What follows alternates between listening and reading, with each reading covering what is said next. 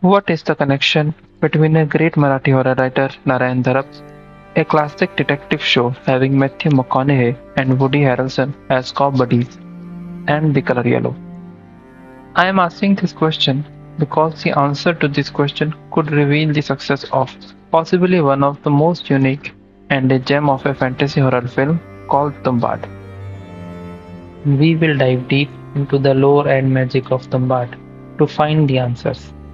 But before that, a quick recap for the people who haven't yet seen the movie. The film is a story spanning multiple generations of a family which is blessed and also in a way cursed with a secret. A secret of unending supply of gold. One of that gold coins is placed with a statue of a childlike deity in a corner room of a bleak gloomy vada in the village called Tumbbad. Vinayak, the protagonist of the film, is the son of a wealthy old man called Sarkar and his mistress. The mistress, who lives with her two sons, takes care of even older and forever hungry granny related to Sarkar, thinking one day she might get the access to that one gold coin, or even more, the whole treasure. The granny has grown very old and monstrous in all these decades. Her psyche has reduced to a bare minimum, quite similar to Gollum from Lord of the Rings. All of this because of the immortality boon given by a secret deity which you are not supposed to worship. Somehow, the granny in her young age stumbled upon this secret and started worshipping the deity. And since then, the anger of other gods is reigning in the village Tumbat. One day, Sarkar, the last remaining owner of the Vada, dies. And after some time, even Vinayak's younger brother dies, very unceremoniously. And this starts the quest for Vinayak to find the secret of the treasure, which in his opinion, as the only successor of the Vada other than his mother, belongs to him now. This greed for the gold makes him return even after 15 years. It makes him brave enough to confront the granny to find out the secret of the treasure, and also to go for the gold multiple times, even after the cursed granny's warning. What is the secret behind the treasure?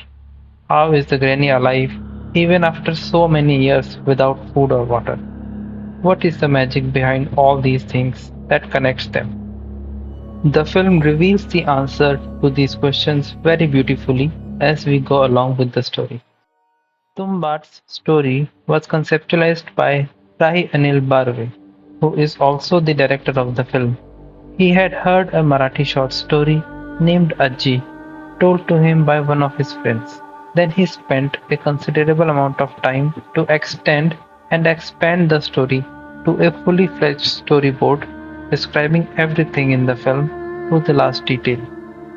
He always meant Tumbat to have a soft kind of magic system, which really fits to the themes and ambience of the movie. Except the little monologue of Vinayak explaining the lore of the deity called Hastar in the very start of the movie, there is close to none exposition in the film. Combined with very little dialogue, the result is a big room of doubt, questions, and intrigue in our minds as audience. There are many questions that are left to the imagination of the audience, like how come the deity cannot touch dry flour but is able to eat the dough? It is because of the absence of exposition and reason that the story feels so mystifying and out of ordinary. That is where movies like Brahmastra fail to create such a feeling in audience's mind.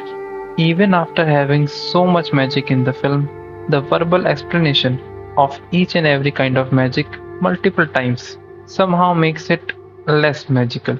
Hard magic system can create a good experience, but it is very hard to make it enjoyable for the audience who is keen to get into the story and find out answers on their own. Rahi doesn't just use the soft magic system to create a sense of mysticism, but also to create a sense of horror and to give the ultimate message of the story.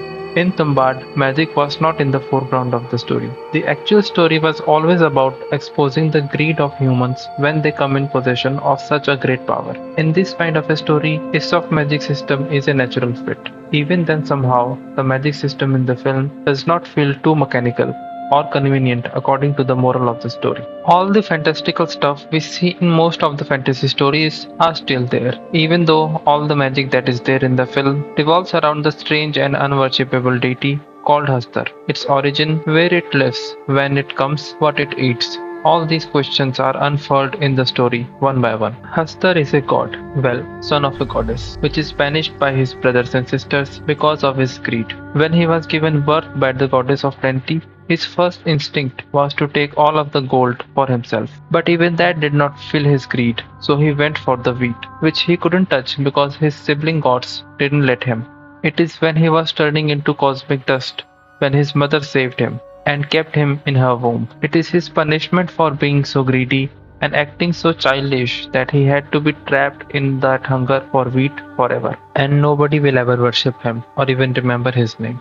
This is the reason he is shown as a childlike creature in the film. He is forever hungry for food. He wears nothing but a lion cloth around his waist and a golden crown. He is literally the spoilt Raja Beta of his mother. Even when he comes to take the dough doll from Vinayak to eat, Vinayak plays little games with him, teasing him, poking fun of his stupidity, as if playing with a little child. In the original storyboard, he is even described as not having fully developed kneecaps. Hence he has that crouching position and childlike gait the whole time. Although the magic revolves around Hastar only, which is not a real Hindu god, a few of the aspects of the magic system are similar to what we usually see in religious texts about Hindu gods. Hastar, as many of the gods, is capable of giving out a boon, which in his childish understanding is a cursed version of boon of immortality. Also, the magic system is somewhat metaphorical in Tumbbad. The boon of being immortal is also a curse for humans. If you are touched by Hastar, it makes you immortal but also forever hungry. It diminishes your humanity, it turns you into a forever living monster, forever afraid of his name. If we look at this in that sense, which is set up by the movie since the very start, it is a parallel made to our human greed for wealth, which gives you a long quest of keep making more and more money, but it also increases your greed for the wealth. It makes you less of a human, and by the end of it all, you don't think about how many friends you made, how much you lived your life. You only think about what to do with all this money, how to divide it among your kids, and then the never ending curse continues with the next generations. This is a generalization, of course, but as we know, Tumbbad is essentially a parable, so some generalization should be taken with a little pinch of salt. The gold and wheat are also used as metaphors for greed and need. The film sets both these things as very close to each other and at the same time as polar opposites. Vinayak is greedy, so all he cares about is the gold he could collect. When he sees his wife making flour to run her household when he was away for months, he gets angry. His inner disregard towards making just enough money to fulfill your needs, mixed with blatant patriarchy of the time in which it is set, comes out as a rage against his own wife. His whole life, he keeps getting more and more gold from Hastar's pouch, but he never really felt fulfilled. The more food you will get for yourself, the more hunger you will have for more. This is the real curse of Hastar, which is passed on to you without you even knowing. But the original question, how does it connect Narayan Dharap, the Detective Cop Buddy series, and The Color Yellow? To answer that, I'll tell you about the Yellow King.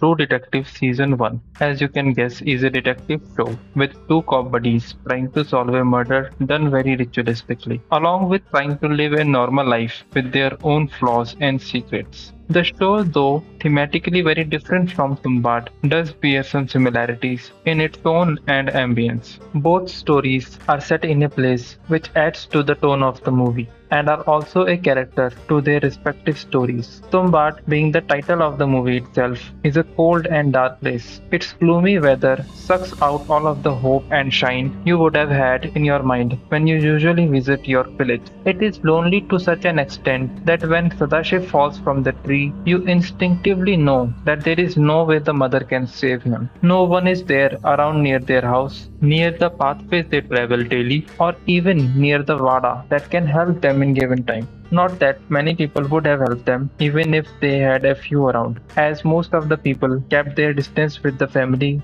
given their connections with the cursed old witch-like woman and the dark and banned gods. There is even a whole song dedicated to the Tumbbad village itself, stating its unending hunger of rain and flower, and its absence of sunlight, making a parallel with the unworshipable deity itself. On the other hand, True Detective Season 1 shows the town of Louisiana. The place itself is referred to as a memory of the town, and the memory is fading. The people of the town are unaware of what is going on in the world, and the place is shown as a distant town where nothing ever grows, nothing ever gets resolved, and all of the murders, the crimes keeps happening again and again, and nobody does enough to end it.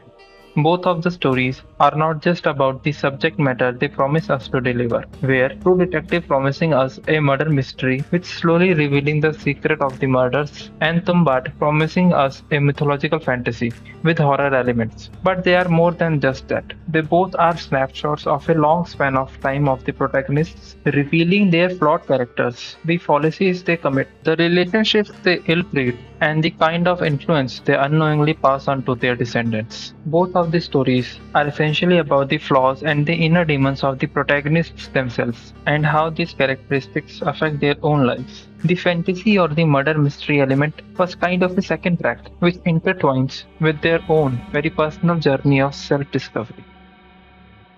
But there is more that connects these two, and that is, of course, the color yellow, and also the mythological antagonist of both of these stories called Hastur. Hastur, sometimes pronounced as Hastur, is an entity from Cthulhu mythos, which first appeared in Ambrose Bierce's short story called Haitha the Shepherd. For people who do not know about Cthulhu mythos, it is a shared universe which originated in the short stories written by horror writer H.P. Lovecraft. It consists of many cosmic entities, Cthulhu being the most famous one. The main theme of the horror in these short stories usually originated from the irrelevance of human lives to these cosmic entities, and the incomprehensibility of the existence and the concept of these big cosmic entities to small minds of human beings. Because it is a universe left open by Lovecraft for anyone to explore, other contemporary writers also added their own monsters to the mythos in their own stories and books. One of those entities was Hastur. Although in the original story, Hastur is described as a benevolent god of shepherds, much later in Robert W. Chambers' book of horror stories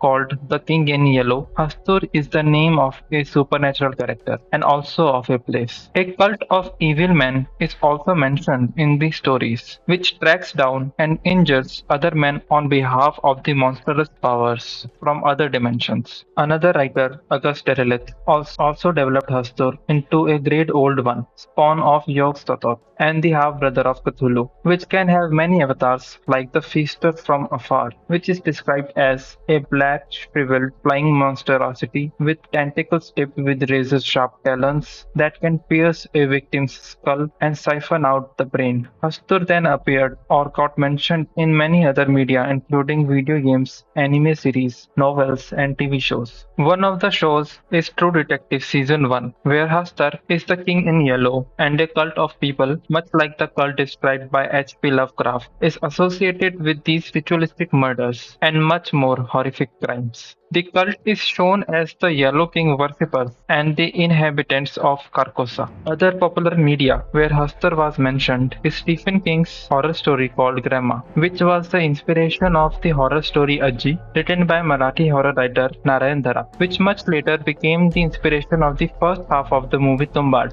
where Vinayak was left with the old grandma and he had to prepare food for her and had to remember the name of Hastur in case she wakes up and comes for him. So that was the journey of the seed of the story, from Ambrose Bierce to Robert Chambers, from Stephen King to Narayan Dhara, and finally to Rahi Anil Bharve. The character of Hastur also changed a lot in this transition. Just like any other real world mythology, the story of Hastur also has a quality of mimetic circulation. On every retelling, the story and the character of Hastar is altered. Everyone has a different interpretation of the lore and the gods they worship or don't worship, every time adding something about the tellers themselves. In Ambrose Bierce's story, Hastar is a benevolent god. In later references, he is a cosmic, self-aware evil god. In True Detective, he is the worshipped god of the planet of Carcosa and a god of an evil cult. And in Tumbbad, he is a childish, banished deity which never ages and is forever hungry. In that sense, Tumbbad's Hastar,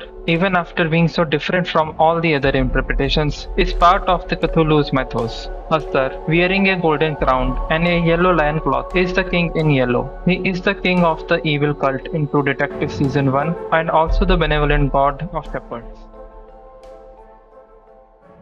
That was a lot, but it's all good when you are talking about a film that is so close to your heart. So, no apologies from my side. I was the happiest when the film's sequel was confirmed, and I am sure a lot of people who have watched the film on small screens also got excited for the second chance they are getting to experience the world of Tumbad in a big screen finally. Maybe in the sequel, they will tell the backstory of the grandma, how she or her family stumbled upon the unknown god named Hastar. How did they discover about the secret of the unending gold? And maybe it will include more monsters from Cthulhu mythos, as Narayan Dharap himself introduced the mythos to Marathi literature. So it will be natural only to expand more on the stories of the great horror writer about the Cthulhu mythos. We cannot extrapolate much about the plot of the sequel, and maybe that is for our own good. As sequel of a film like Tumbad should be experienced like reading a book known to no one and immersing oneself into the world of Tumbad, wandering unknowingly in the world yet directed by the vision of the storyteller. For a soft fantasy film like Tumbad, it is always better to leave all your assumptions of a fantasy film out of the theater and give yourselves completely to the vision of the writers and the directors. I just hope that the Color Yellow Productions keep the franchise fresh and true to its original themes and flavor, that they don't fall into the trap of Master themselves and ruin the sequels for more money grab.